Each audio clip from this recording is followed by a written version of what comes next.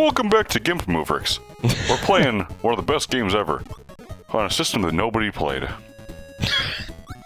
Nobody owned an NES. Nobody did. Nobody owned the NES Super Game System. Why on earth? Nobody did. Nobody actually owned that one. Why would they name it the NES Super Game System? Why couldn't they just call it Mr. X? Why couldn't they just call it Mr. X? Ruined forever. The antagonist of the third game. How did you get hurt from that? Because my invincibility, as soon as I uncover a stone... Well, why did you uncover the stone while you were... I thought... I was trying to activate it again. I thought it uncovered by itself. Oh, okay. Alright, there is a Swatch in this room. There's a Nintendo Switch in... No, not in this room. Where the hell is it? Oh, there speaking of which, Here anybody curious, the new Kirby game has not come out as of recording, so we have no opinions to offer at this time. Well, maybe I'll have played it by then. But... Is there a new... Yeah, Kirby and the Forgotten Land is coming out on Switch in 18 days from now. 18 days? When do you think you're going to edit these videos anyway? I'll try to get them done over break. That's the only time I'm going to have to do it. I don't know. I could probably get Dortian Desperitos and the other... and Aladdin. Aladdin in The Adventure of All Time, the best direct-to-video. That is the game of all time right there. It's the GOAT.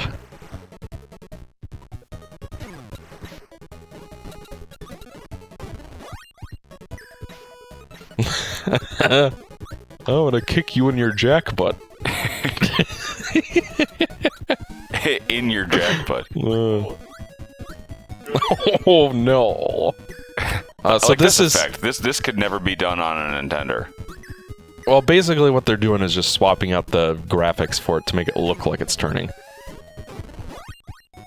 So it's not actually 3D. Oh yeah. Interestingly enough, this is something that they took out of the GBA version, actually. That's strange. Do you think that would be a really easy effect for the Game Boy Advancement? So what? Game Boy Advancement. The Game Boy promotion. By the way, if you eat 2 rocks at once, you get a UFO. Yeah. Why would you want a UFO? Because it's the most powerful ability in the game. So you have to swallow it and then swallow another rock? No, you have to swallow 2 of them at the same time. How do you do that? Well, you wait until 2 of them are next to each other and then swallow them. You're going to need that trick at a few later levels to get the hammer, because if you eat 2 of the shocky guys at the same time, you get a hammer, which you need to break open certain blocks. Huh. You know more about this game than I... Fuck! You know more about this game than I does. Yeah, so you're going to have to aggro them very carefully to make them show up in the same spot. Well, technically you don't have to, but... Every time I get the UFO, I lose it in like 5 seconds. Yeah, I forgot, what were we talking about before this?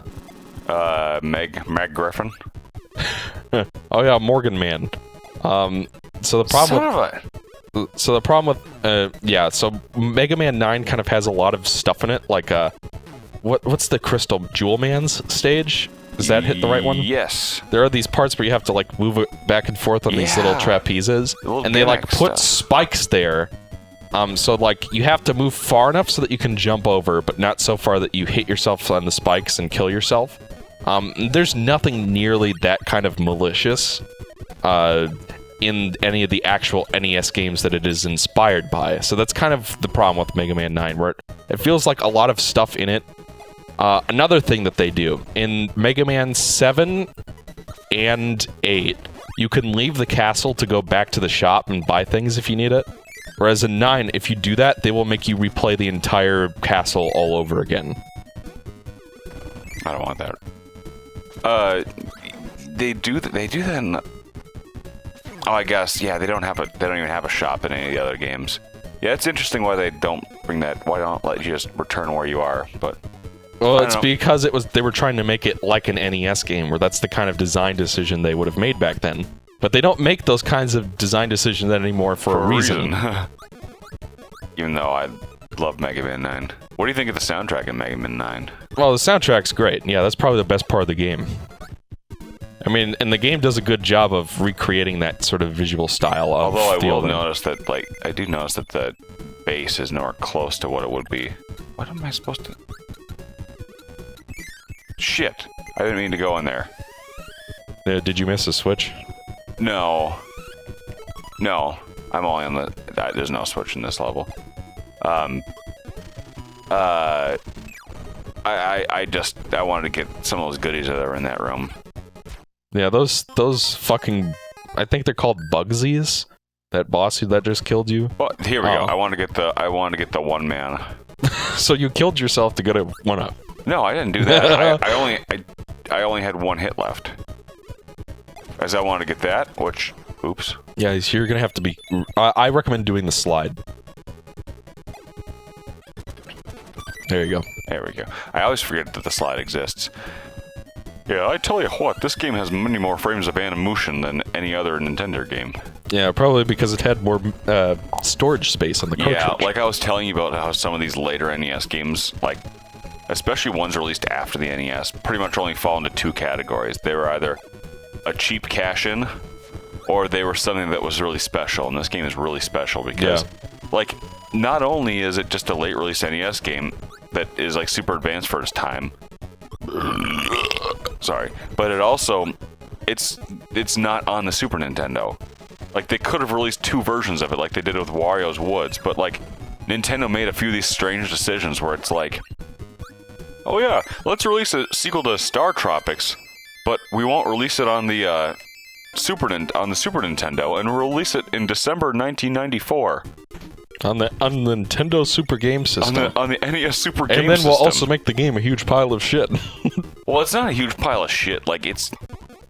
If we're going to talk about late release NES... I haven't played it. I only know of it from... Ethan and I were talking about Zoda's Revenge yesterday. Do you have Star Tropics? I don't have either of them. Crap. If you had Star Tropics, that'd be an awesome game to play. Yeah. Even though it's hard as shit. I beat it not too long ago. That's the game where you, like, hop around on little platforms, right? It's like a grid. Like, everything in the game is like a grid, but, it's a stylistic choice to make it that way. So, like, once you get used to it, like, the game's built around it, so it makes sense. Do you want to play Earthrealm Jim later? Like... Earthrealm Jim 2, sorry. For the... I've never beaten that game. Me neither. So I guess we'll... Do you have it on, I only have it on SNES. I have been looking for a Genesis copy, but I don't have one yet. Those games are surprisingly not that common on Genesis to find. I found the original Earthworm Jim for $1 the same day I found Rystar also for $1. Yeah, but was that like 10 years ago? Yes, where you can't find these games at all anymore. This is an interesting little bit of level design here, where it's like two parallel corridors you switch between with the doors, and they even like flip it horizontally, so it's like... That's cool. So it's not like a bullshit maze like a lot of It's not a bullshit maze like Astro Man from Mega Man 8. Yeah, or they just like... It's like, yeah, you just have to figure it out yourself. It actually has some coherence... Coherent design. Yeah. Oh wow, that's a short level. Well, most of the levels are pretty short, which I actually appreciate. There's a lot of fucking platforming games that come out nowadays. The levels will go on for like 15 minutes. Yeah. Look, you're having an X3. Well, I was gonna say, like, Megan Gentleman. They recently, like 2 years ago now, Jesus, I feel old, released Crash Bandicoot 4, It's About Time, which is a really solid, great game in many, many ways. But one of its problems is that it kind of falls into the Donkey Kong Country Tropical Freeze territory, where every level is way too long, and there's like you just get bored. And you just get like every level has 1 million collectibles in it. And odds are, and it's even worse for Crash, because in order to get the box gems, you have to destroy every crate in the level. And sometimes the crates are hidden in places where you don't think to look for them, so you miss them, so it's like, fuck, now I gotta replay the entire level all over again. Yeah, and then they added these... The people that are gonna buy it are gonna be the people that want it to get all that shit. Yeah. But it's like, and then on top of that, because like the old PS1 games had that too, but The difference with Crash 4 is they added something called an insanely perfect relic, which you get by getting the box gem, not dying more than once, and collecting a certain amount of fruit all in one perfect run. And the old games did not have that, so basically you have to do a perfect playthrough of every single level in the game to get the insanely perfect relic for all of them.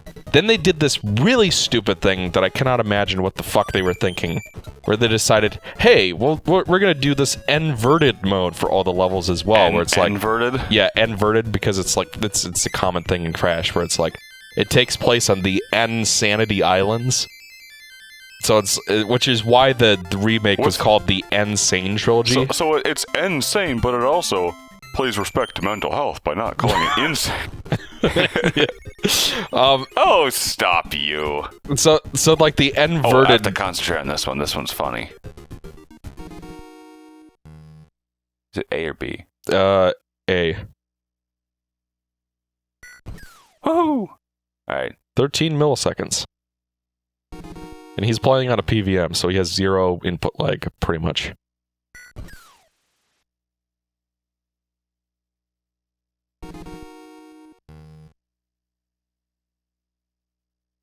I like how they all have unique hats. I know. The last one's hard, though.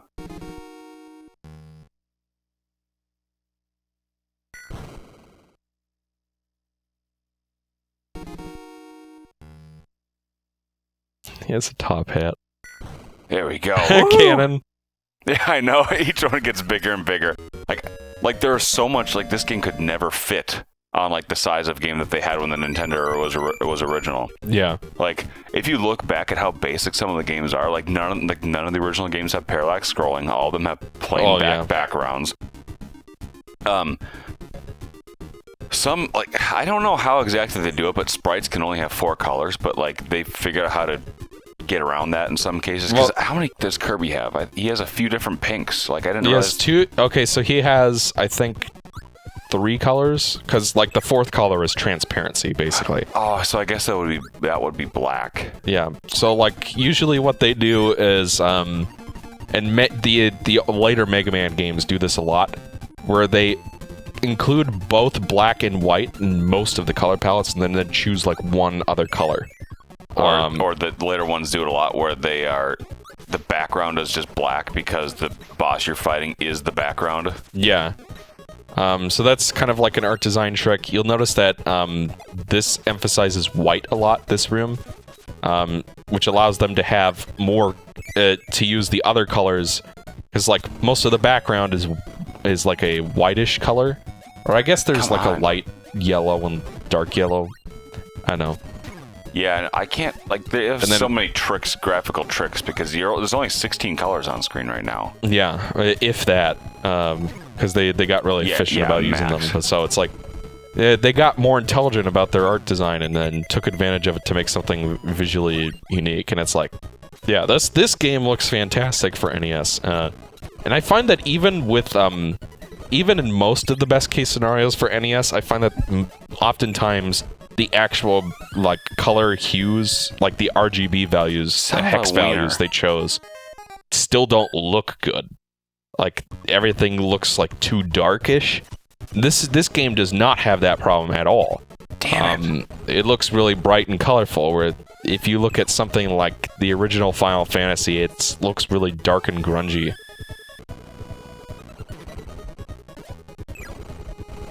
Sorry. I'm concentrating.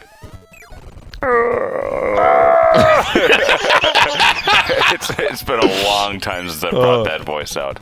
Good. Over the years, good show. Because I've always had a loud, obnoxious laugh. Ethan can testify, but like over the years, it's basically become a Mark Hamill Joker laugh. Like from the Batman the Animated Series. The laugh has gone through. Like the first day we saw each other, because he picked me up from the airport a few days ago, And the first day we were together, we were making each other crack up the whole damn day. And ever since we've gotten sick of each other and we hate each other, so we're not laughing anymore. But we're filing for a divorce. Yeah. like tell the I laughed so hard I cried on multiple occasions when I had seen Mikey for the first time in 5 years. We went. Should I tell the story? Yeah, I was about to say tell the story. So Ethan has never been to a Jack in the Box before because I've been to a Jack in the Box, but we don't have them in the Midwest. It's only I think it's only a West Coast thing. Oh, okay, yeah. And whereas in Minneapolis, I'm like, what the fuck is a Hardee's? We don't have that here. You have Carl's Jr. We don't have that either. Oh, really? Like, we might have them in Eastern Washington, but I don't go there that often. Like, the only time we'd ever go to, like, Spokane or Walla Walla is when Eric had, like, soccer tournaments that he would go to. And for some reason, they would be in Spokane sometimes. And it's like, I don't know why it's statewide. It's tournament. Oh, yeah, who knows? He used to do, like, premier level soccer. Like, it was, like, a big thing for him. He used to be good at soccer. Yeah, well, I mean, I think it's just something that after a while he realized, yeah, I'm doing this as a hobby, but there's not much upward mobility for it. And he kind of gave up the ghost at a certain point, and then since he went to college, he hasn't played it. I don't know, I'd have to ask him what the hell's going on. But yeah, so I know that Perkins, that's like everywhere in Minnesota. Perkins. I missed the laser. I think you can try again. Oh, I can do it again. So like Perkins is like everywhere in Minnesota, but it's like the only one I know of in Washington is in Spokane. There might be a couple others, but I've never seen them. Tragically for me, when I was back at undisclosed university, I used to go to a place called Noodles and Company every week as a treat because I love pasta. Mm-hmm. And they don't fucking have that in. They have like two of them, and they're both in southern Washington near the Oregon border. By the way, there's a hidden door in here. Is it in this? There's two in this same. It might be for a secret one-up or something. I think it's there's a switch in one of these rooms later on in the game. Oh, I might be thinking of that then. Yeah. What does this do? It gives you the light power up, which makes the room able to see. It's over here. Yeah, it's supposed to be right here, but they just palette swap this room or reuse this asset for later on. Yeah, it's been a long time since I've played this. Like, I might need to enlist some help from Micus later on. This game is really long too. Oh, by NES standards, yes. Yeah, I know, because most games, like if you're like, NES games are always really small, of course. And they substitute that by making them really difficult, so you can't just beat them right away. But if you're really good at video games like Ethan is, you can beat most games in 20, 30 minutes. Like, I mean, if you know the game well. Yeah. That's kind of the thing about one of the things I've learned about since going to school for game design is engagement types. There are probably like 15 of them. I do not remember all of them off the top of my head, so don't ask. But some of them include fantasy, expression, fellowship, challenge, accomplishment. I think in this semester I'm doing catharsis as well. So there's like a whole bunch of different ways that a game can be quote-unquote fun. NES games tend to prioritize challenge and accomplishment types of engagement, where the engagement comes from being challenged. Yeah, that's exactly it. Like, it is... Like, I went through a period a while back where I beat like 12 NES games that are really difficult. Can finish your thought before I move on to that. And I guess like a lot of NES games will, I don't know, and that's kind of a thing where like as games have become Jesus Christ, the slowdown in this boss. Because it's like back then those were really the only engagement types there were, because games could only be so long and they could only have a limited scope, because it's like, you know, there's only so much memory you have to work with, only so much space for graphics, so you couldn't do Come you know, on. like later on you got RPGs on consoles and stuff. I like how he's doing like a Kamehameha. Well, this game did come out right after the Namek saga had ended. Let's see, is there a room where I can get? Yeah, but you know, then once you get around to the PlayStation era, that's kind of where games started to expand a lot in terms of what kind of games you could play, the importance of story relative to before. Entirely new genres were invented. Shit. So, and then obviously now we have games that are more based around the story, which a game can still have a lot of story in it and still be a video game, folks, just because it doesn't have, you know, because there's kind of like, especially among older folks from older generations, the kind of people who are like, you would have never survived gaming in the 90s because you complain about bullshit, terrible, dated game design. That's your problem. Those kinds of people. They don't seem to understand that there are other engagement types besides challenge and accomplishment. But anyway, it's like, for a lot of these games... Castlevania is good because death is the hardest boss in the game, and it is impossible, and if you cheese it, you do not enjoy the game. Yeah, I don't think I've ever beaten death legitimately. Have you beaten the game legitimately? Yeah, I've beaten it legitimately. Well, I've beaten it without using cheat codes. Every time I fight death, I have to get a triple score holy water, which is not that hard, but it's like you do have to like... fart? It does mean you have to take a very specific route through the level. I'm not doing well and here. Then essentially what you do is you stun lock death with the iframes from the water. Yeah, it's my understanding is that if there is a cheese method, that is the method, because you didn't design your game well enough to legitimately do it.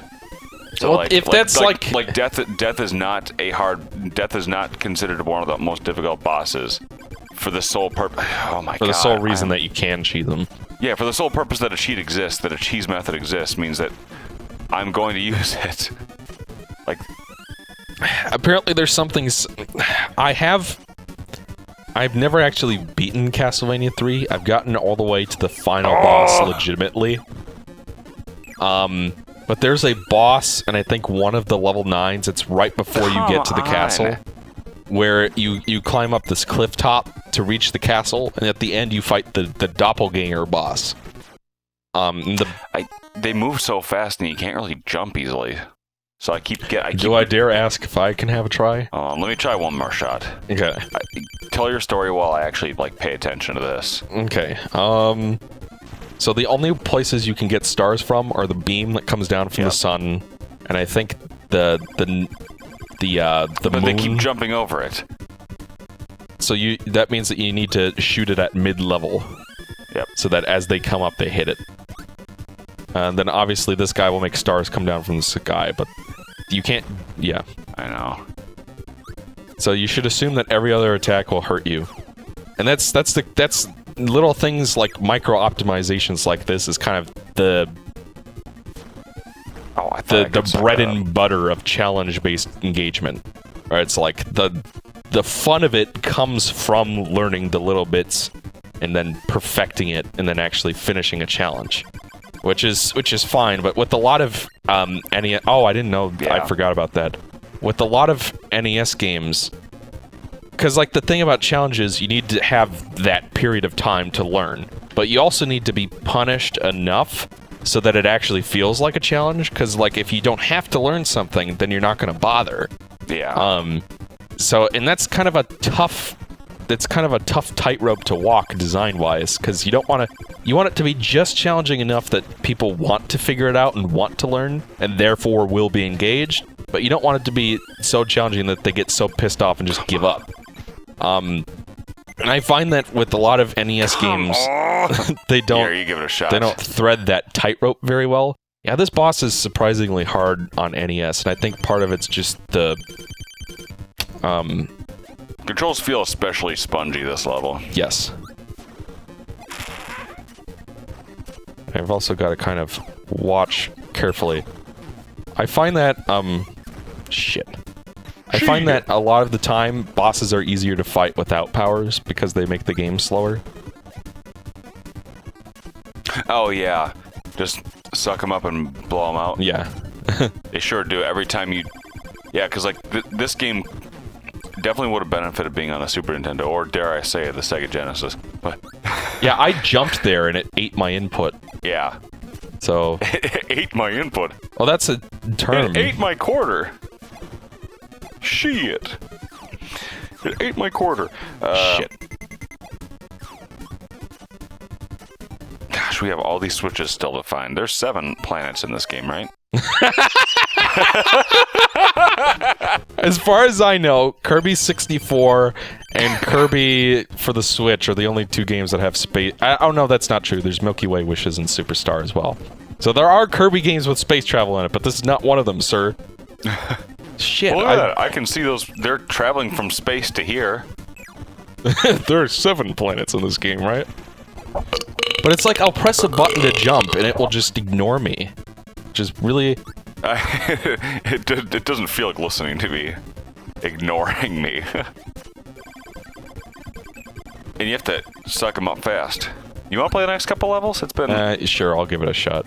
I could use some time to think. Okay. Use my old thinker. Have you ever done a game room tour of this place? No, I only moved into this room recently, so... But even then, I didn't do one for the last game room either. Yeah, this, Because Paul was here, Paydox, was here a while ago, last summer, and he was, like, really impressed with my Game Boy Advance. He loved the PVM, by the way. He got to play the original Spyro on it, and he just was, like, shocked at how great it looked. Okay. Fuck! This is what you call the PVM? Yeah. The other one is the BVM, and I use that primarily for 480p stuff. Yeah, I know you explained it to me. There we go, you did it. You did it. Sweet. You did it. You did it. Yeah. We did it! We kicked Swiper's ass and we threw him away. Yeah, we did it. Ow! Ow! Fuck! Ow! Well, with that being said, why don't you join us on the next... This is a good stopping point. Why don't you join us on the next episode of Gimp Mavericks, where we play Grape Aladdin. Grape Aladdin? Yeah, Grape Aladdin. This game is aged like a fine wine from the grapes that come from this garden here. Aged since 1993. 2 years after the Super Nintendo was released. Hey, throw up that picture. Greetings and welcome back to another episode of Game Mavericks. Throw up another picture of that bubblegum pink cartridge again. Yeah, look at that. But make sure that you remove Gramps' face from it. God damn it, you're making me edit Gramps' face in again. Alright, join us next time, everybody.